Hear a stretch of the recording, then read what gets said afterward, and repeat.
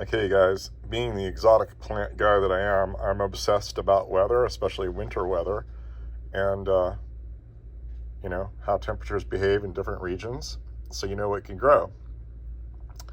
And I saw sort of an anomaly in that I was down in San Diego yesterday, and that would have been February 11th, and I flew out of San Diego Airport, and the temperatures were forecasted for Super Bowl Sunday, February 12th, to be in the high 50s and low 60s. However, the temperatures at my ranch, 400 miles to the north, were forecasted to be 70 degrees. And I thought, that's interesting. So I don't know if you know this, but you can go to this wonderground.com/wondermap, and you can see current temperatures from all kinds of weather stations all over the place. And you can get some consensus because there's so many of them. Some of them might be like, strangely high or strangely low, but you can pretty much take a median around that area and know what would be accurate. But this is pretty accurate. Now, what's interesting, look, right now it's 10:30 a.m. All through Southern California is in the 50s, some of it in warmer areas in the low 50s, which is rather cool. And my Vista property is about 56 degrees right now. That's about as you'd expect, I guess, this time of year in the winter. Look at Temecula, 49 degrees. That's pretty cold. And that's an avocado growing region. And you get up to Laguna, Niguel. I knew a guy growing a coconut tree in his yard for many years, and it's only 58 there. And you go up, LA is usually the warmest place in the whole, Southern California basin during this kind of season. Santa Ana, 60, 63 at Long Beach, and you keep going up the ladder. Los Angeles is only 57 degrees, and so it's rather cool. You move up toward Ventura. Oxnard is 56, Ventura is 57. You go to Santa Barbara is only 57, 54 actually.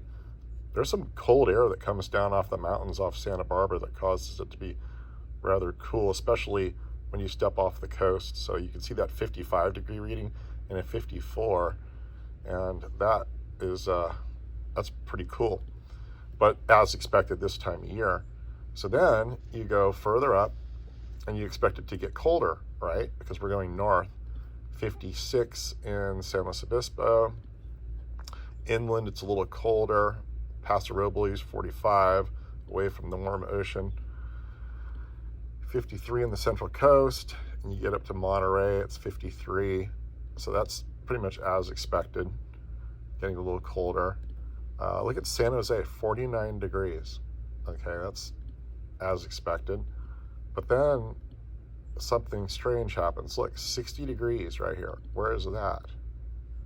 That is in,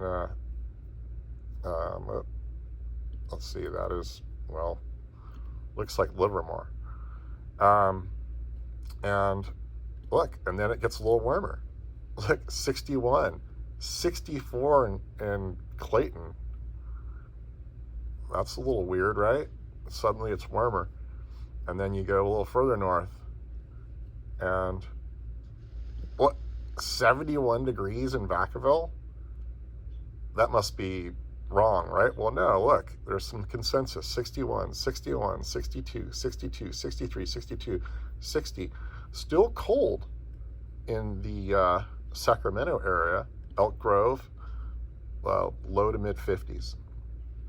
But as you go further north, well, then in the foothills, there's a little, that's above the, all the cold air comes off the foothills and lands down here. So this is cold air that was delivered from the foothills. The foothills is a little warmer, 60, 63, 61, 59, 61. But then, watch, it gets more interesting.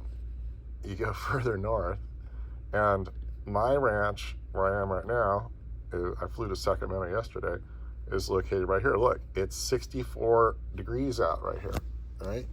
Look at that. Look, you got the door open. It's room temperature. It's great. The house was 55 and the outside was 65. So open the door. But look, it gets even weirder.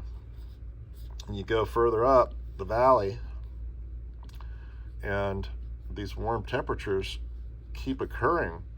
And again, these are 10 degrees warmer than the warmest Southern California locations. You get up to Williams, 61, Maxwell, 63, 64. But then look at this, 71 degrees here.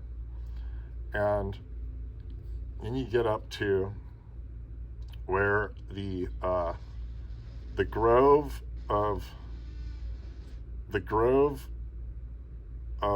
Duke avocado is, and it's 73 degrees. Look at that. 68, 73, 66, 67. The warmest temperatures in the whole entire state. Oroville right now. We always talked about Oroville, the old timers, as that's like a thermal belt right in here, just below the dam. And that's absolutely playing out right now. And you go a little further north, it's still warm, but not as warm as there. I was looking at this thinking, this is so interesting. And you get to Redding, 62, and then you start getting up in the mountains again, so it starts getting a little colder. And let's see what the coast is doing. Yeah, the coast is cold, 49 degrees. And 57 at Fort Bragg, 48 here, and got a 61 degree reading here. That's pretty warm. That might be like Shelter Cove or something. But yeah, the big anomaly right now, and I knew this would be interesting if I looked at this map to see like what was going on, but there must be some sort of wind coming down like in this direction here that's causing a descending air over the mountains to superheat. I mean, when I say superheat, I mean from 40 degrees to 71, 73 degrees. But yeah, right now, if you want to hang out outside and lounge in your lounge chair and do some sunbathing in the middle of winter, or you want to grow some avocado trees, where'd it go? Where is? Where's Oroville? Here it is. You want to go to Oroville, right here. And multiple temperature gauges don't lie. That is consensus. I saw 70 degrees here, but that one changed. 73 degrees right there. All right, so now you know the guys that planted the Duke avocados knew what they were doing way back when.